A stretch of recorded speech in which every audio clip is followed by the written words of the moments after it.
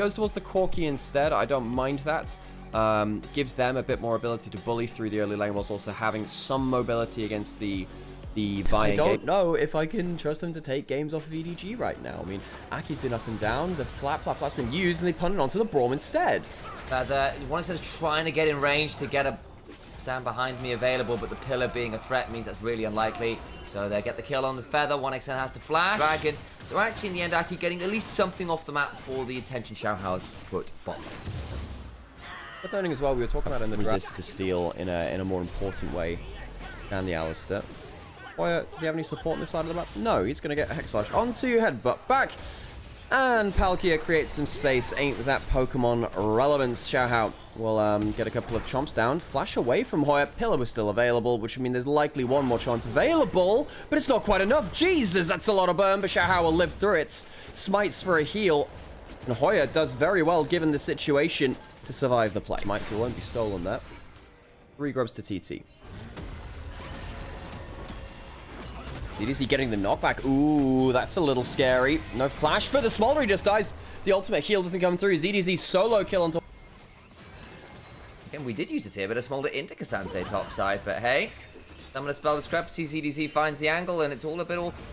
Palkia popping his summoners. Doesn't have flash right now. Doesn't have ult. He's only level 5. Beautiful combo. Aki gets that early ult in. Locks down the Pokemon God of Space in the river. We'll take in, but there's no contest from TT. Dragon will go to Xiaohao and EDG 1-1 in those dragons. Nice angle there. Their first objective of the game, of course, worth noting. First catch of the day. That's the one.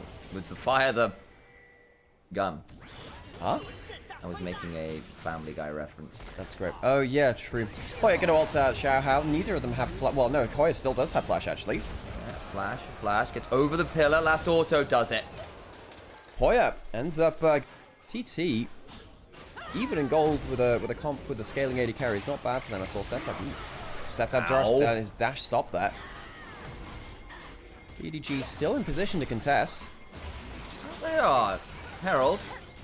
Gonna be started. Xiaohao in the back of the pit does have flash. Eyes gonna open towards and they're turning onto the Trundle. Sees an assist. Shotgun through. And Xiaohao dies a very ignominious death.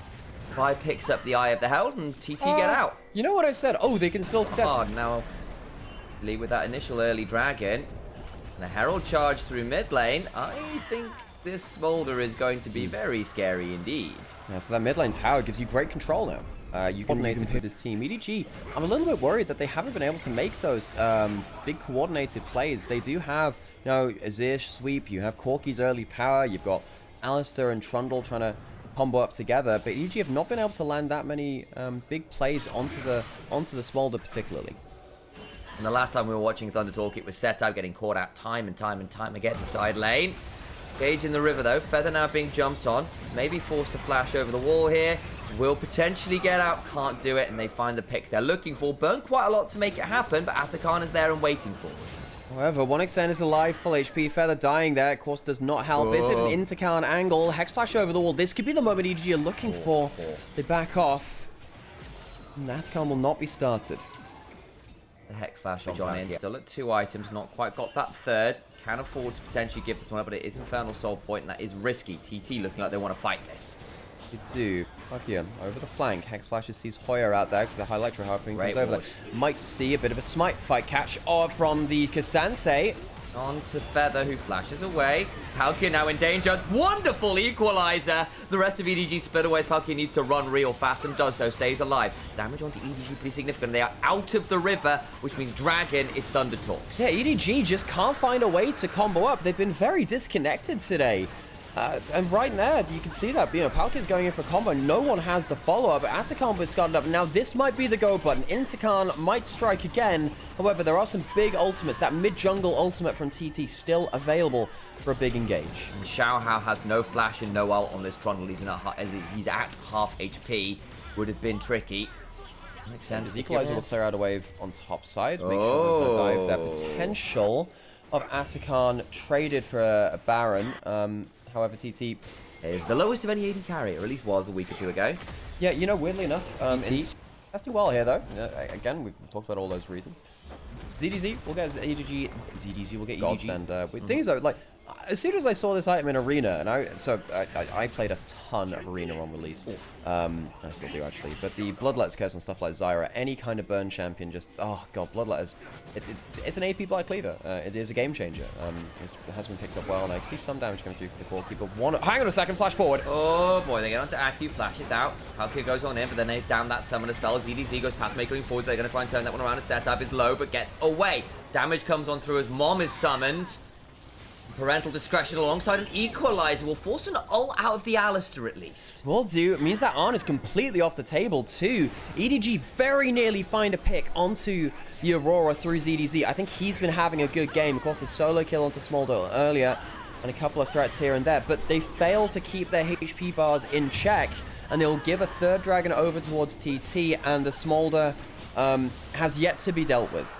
Aurora Consistently 332 farm in 29 minutes, by the way. Jesus.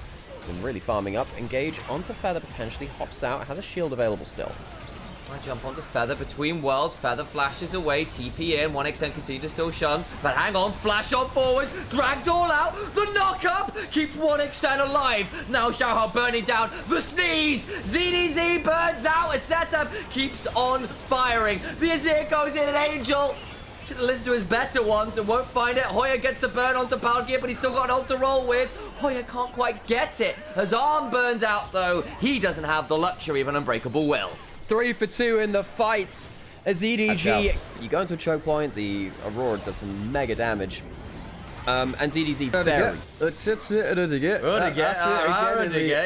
In the Luppel. Alright, we're going to make some fire tapping on down here. Palkia goes on down. Now Aki goes on forwards and punches ZDZ in face. Didn't enjoy that one, did he? Tetsu go towards the Baron pit in the top side. I'm going to stop. Jesus Christ. I need to do something. I will be my own entertainment. Yeah, Shadow Hysteria. They can find an angle for them. Getting past that choke point are EDG. They're still, however, one flash away from the combo. Tried to make it happen and he burns out doing it. I appreciate the trigger pull, but they're going to all go between worlds for a little bit more of a permanent vacation to the underworld. ZDZ trading out with Aki, but he is not all out enough to manage that, and they get 3 kills, including the TT. Will take themselves the salt. They will move across the map because they still have a minute left of the Baron buff. They'll crush through multiple towers. They have 3 grubs from earlier in the game too. EDG, why did you give them all of these objectives? That'll be something to look at in review. EDG really not putting up as much of a fight as we would have hoped. This is a team which is undefeated in Group Nirvana currently. How are they losing games like this? By having only Palkia be your easiest point of engage, Angel burns down. Everyone else is getting roasted alive. Dragon's Breath is far too much for Edward Gaming. And for the first time in summer, Edward Gaming lose a game to Thunder Talk, of all teams. TT, a confident foray onto the Rift.